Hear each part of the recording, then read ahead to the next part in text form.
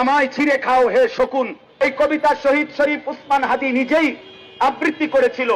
সে বলেছিল যে আধিপত্যবাদের দোসররা আমার সারা দেহ ছিঁড়ে ছিঁড়ে খাও, কিন্তু আমার মাথা খাইও না, অর্থাৎ আমি মাথা বিক্রি করব না।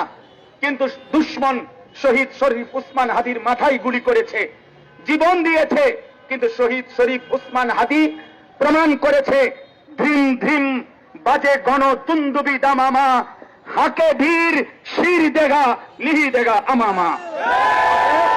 আজকে ইনশাআল্লাহ এই জমিনে আমরাও আল্লাহর কসম করে বলি, 18 কোটি জনগণের পবিত্র শিরায় 1 ফোঁটা রক্ত থাকতে আমার মাতৃভূমির 1 ইঞ্চি জমিন ভারতের বেঈমান তোরা নিতে পারবি না।